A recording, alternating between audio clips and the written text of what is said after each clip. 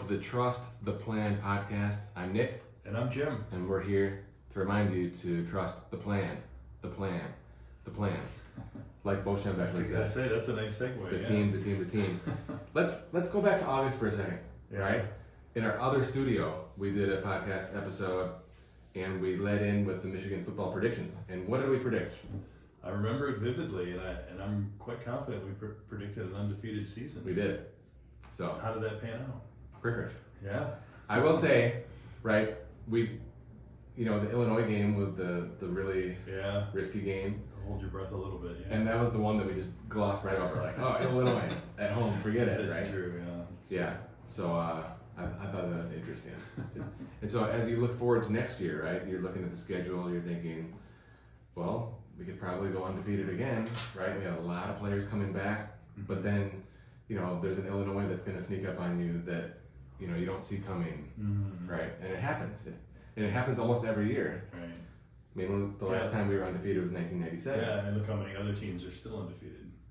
Right. Yeah, there's only two undefeated teams, Georgia and Michigan. Yeah. So, if Michigan beats TCU, I'm going to work on getting to LA to watch that game. That'd be awesome. I was at the Rose Bowl January 1, 98. That was like 25 years ago. So I got to be there again. Yeah. Keep the streak alive. All right. So what are we talking about today? Barron's. It was a Barron's article or a Market Watch article. Is on the 350. The lady says we make $350 per year. But yet we don't have any money, right? Yeah. Oh yeah. So, quote: I'm paycheck to paycheck. I make $350,000 a year.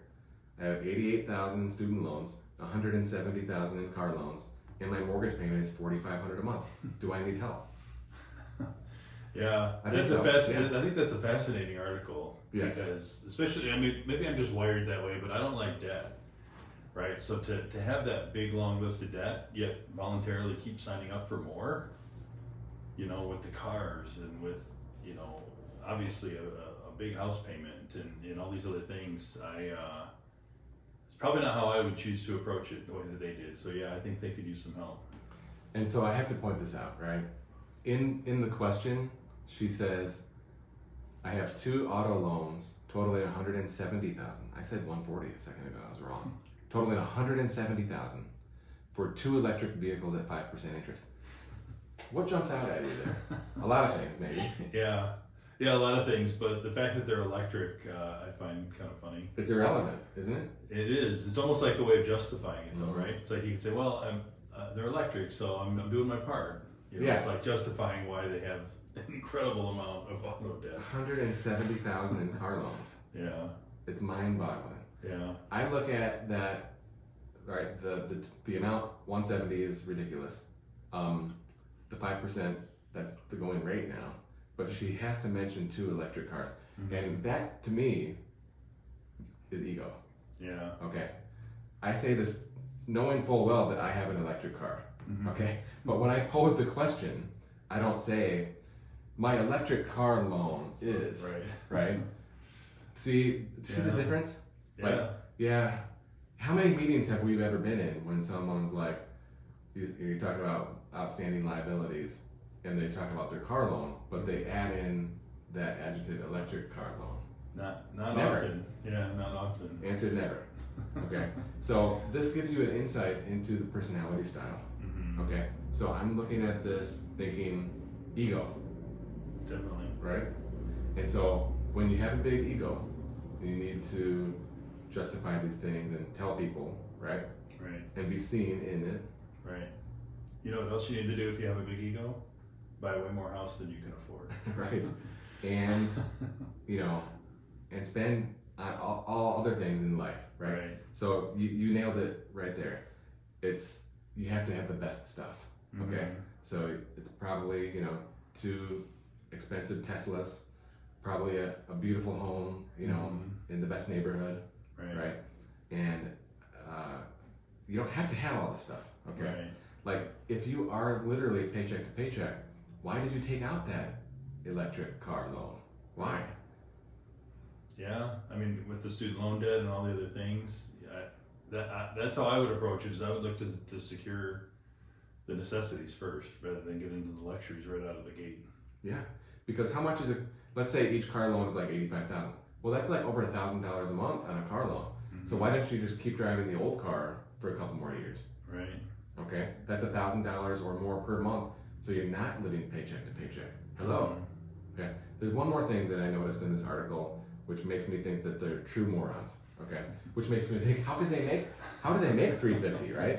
Yeah. Okay, but a lot of people never get schooled in personal finance, so I'll cut them some slack. Mm-hmm. They're considering taking out a $200,000 home equity line at 9%. First of all, who pays 9% on a home equity line? Okay, Yeah. like I think mine's up to 6 now, which I'm not happy about. Right. But that's the going rate. And the other thing is that this article probably came out before the last couple rate hikes too. Maybe. So it's Maybe. So they're considering a $200,000 home equity line of credit at 9%. Well, what are you gonna do? Pay off your Teslas that are at 5%, 5%, on your yeah. new 9% HELOC? Yeah. So be smart, okay? Mm-hmm. We should call this episode "Be Smart." Yeah. There you go. So anyway, there's also $88,000 on student loans, which is just a bad situation. I'm not sure, maybe Uncle Joe will pay off 20,000 of those, Mm-hmm. but I'm not sure if that's going to happen. And you really can't escape that student debt. Right. So with the car, I don't know if you have to like sell one of those cars. I don't necessarily know if that's the right answer, but they can probably rework their budget Mm-hmm. to just doing a Dave Ramsey type thing, right? I was thinking of Dave Ramsey as well. I think he would. I mean, can you imagine this guy calling in on the radio? He'd have a He'd be field rich. day with him. Yeah, you would. It'd be like the whole 3-hour segment. So I guess my advice would be expense tracking, okay, and uncovering where all this money is going, okay, Mm-hmm. because there's a great income. There should be tremendous capacity to save. It should be maxing out his and hers 401s, Right. backdoor Roths, HSA, joint brokerage account. They should be able to hit all those, Right. right? And I suspect that they're not. Yeah, it doesn't sound like that would be the case at all. Yeah.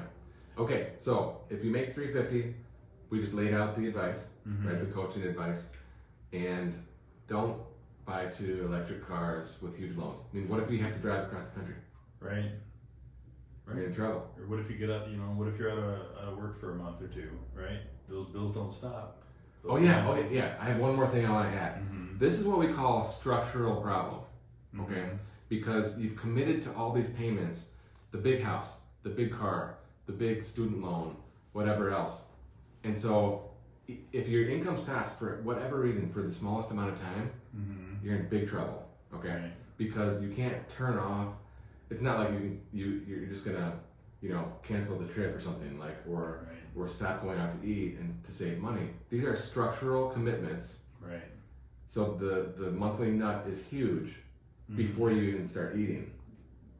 Right. Okay, so keep in mind structure. It's called like house rich, cash poor, Mm-hmm. right? That's the concept here, and it's a very bad position to be in. Mm-hmm. But they made these choices to put themselves in that position.